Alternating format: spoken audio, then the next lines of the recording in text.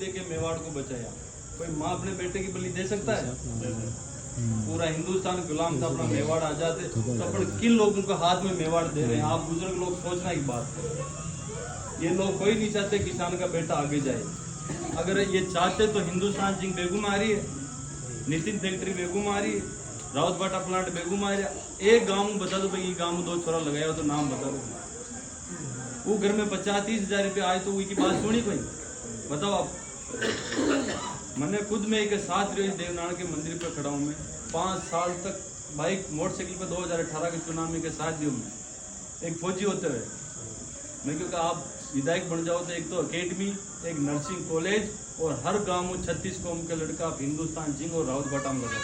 मैंने इसे मांगीलाल जी दुगार करके वादा किया और वादा जीतने के बाद 1 महीना बाद मेरे को फ़ोन किया तो मैं साहब आप जीत गया हो।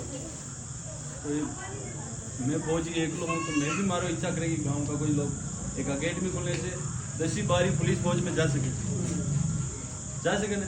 तो मैंने एक ही जवाब दिया फौजी तू तो पागल है, तेरे को 5-4 लाख चाहिए ले ले तू, इन लोगों को मैं आगे बढ़ाऊंगा तो मेरा क्या होगा?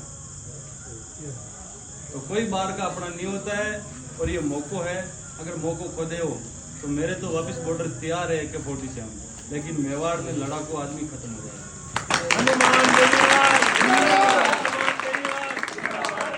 अब तो दिल्ली का नकली साड़ा, नकली बेटा, नकली भतीजा बेगू में राज कर रहे हैं।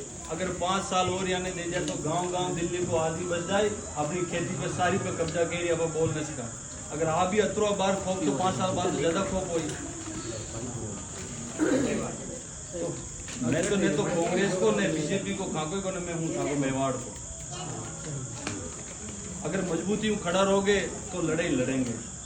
और आप आज मैं हटाओ मारो सामान तो खाले बचाओ के साथ इदुड़ी साहब बेकार, तो मैं तो इस लड़ाई में कूदूंगा, नहीं तो मौत को डरूंगा। मेरे को पता है कि मेरे साथ कुछ भी हो सकता है किसी टाइम, लेकिन मैं सैनिक हूँ, मैं डरता नहीं। मेरे भगवान के ऊपर भरोसा रखता हूँ। वहाँ -30 में रहता हूँ, पता नहीं कहाँ गोली आती है, मैं नहीं डरता। मरता तो मेरी माँ के अगल बगल यहीं घूमता। मेरी माँ ने मेरे को 1.25 का काजा रख के वहाँ भेजा, गांव से 3000 किलोमीटर दूर। तो मैं आपका मान सम्मान और आपकी पगड़ी की लाज कभी कमजोर नहीं होने दूंगा। और एक किसान का बेटा बड़ी पंचायत में पूछेगा तो 36 कौम का राज होगा। हर घर हर बेटी थानादार कलेक्टर बनेगी। इनकी औकात नहीं दिल्ली की जो मेवाड़ पे राज कर दे। पता चल गया कि फौजी गांव में जाने लग गया, मेडिकल पे BP की गोलियां खत्म हो गई, इतनी गोली लेके सो रहा, उसको नींद नहीं आ रही। अगर मैं फौजी नहीं होता तो मैं कब के उठा लेता, मेरे को जेल में डाल देता। तो ये मेरी ताकत है और आप लोगों की ताकत है। मेरे मेवाड़ का खून बसा हुआ कि मैं कभी बदनाम नहीं होऊंगा।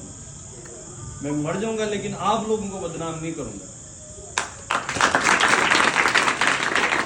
हर गरीब का बेटा हिंदुस्तान जिंक में जाएगा, हर बेटी SDM कलेक्टर बनेगी। अगर आज इस बेगू में किसी भी समाज की 2 कलेक्टर, 2 SDM, 2 इंस्पेक्टर होते तो इसकी ताकत है क्या इतने यहाँ राज कर लेता? बताओ आपको। ये लोग कतई नहीं चाहते कि अपनी बेटियां पढ़े। इसके पास बहुत पैसा, बहुत ताकत वाला है, लेकिन अपनी जनता की जो फैसला करेगी उसके सामने की ताकत देरी की देरी रह जाएगी और ये अपनी बोरी बिस्तर लेके दिल्ली जाएगा ट्रेन में बैठ के। तो आप गांव ढाणी एक ही बात पूछो कि अपना आदमी अपना होता है। मेरा ननियाल दुगार में है, मांगीलाल जी दुगार वाले इसको 10 साल तक घर पे अपना रोटी खिलाई। एक कुत्ता ना पा एक बिस्किट डालना तो डेली उठा आन खड़ो रहे कि भाई गाय मारो धनिया है, मैंने बिस्किट डाली। मांगीलाल जी ने आटो खवायो घर को मेरे सामने, और मांगीलाल जी ने क्या किया, टिकट मांगने की फॉर्म भरा और दूसरे दिन मांगीलाल जी की जमीन पर कब्जा कर लिया जाए। 1 फीट जमीन रही हुई, बता दो आप। अगर उस आदमी उसका नहीं हुआ तो आप लोगों का मेरा कहाँ होगा? तो ये समय है अपन लोगों के पास। अगर इस गांव की बेटी कलेक्टर बन के जाएगी तो ये गांव कमजोर रहेगा क्या? बताओ। सबसे पहले हर बेटी अपने का शिक्षा की धनी बननी चाहिए। हर जवान एक कलेक्टर थानादार होना चाहिए। आज सिक्कर दोसा भरतपुर में अच्छे लोगों के साथ वहाँ सब कलेक्टर। ये लोग एमएलए उठे जाओ तो नीचे जमीन का हाथ जोड़ बैठे और आपा जाओ तो डोकरा खड़ा हो, तू नाया नहीं धोखती वाले बकरी चलाता है। एक ही भाषा है को नहीं? बताओ आप। आज किसान और जवान की इतनी बुरी हालत जो कोई पूछ नहीं रहा। अगर इस हिंदुस्तान में किसान और जवान एक हो जाए ना, ये बड़े बड़े नेता आपके दरवाजा के सामने खड़े मिलेंगे।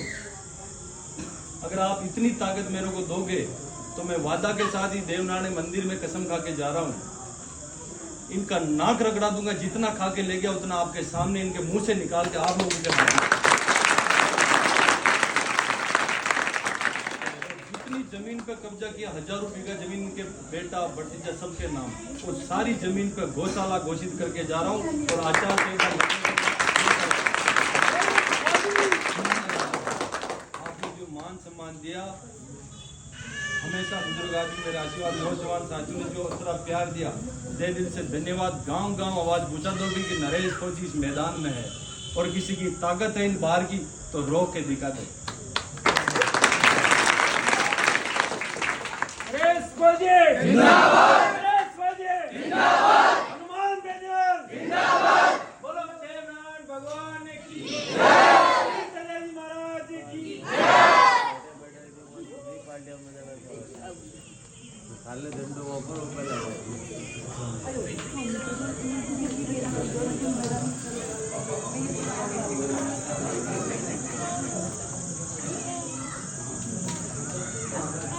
कौम का भी नहीं, मेरे भी कौम के लोग बैठे होंगे यहाँ। जितना गुजर कौम का इसने बलिदान दिया किसी का नहीं दिया। बड़े बड़े अधिकारी को इस कौम ने, इस आदमी ने फंसाया, सस्पेंड कराया, तो आपका नहीं हो सकता थी, दूसरी कौम का कब होगा? तो मेरे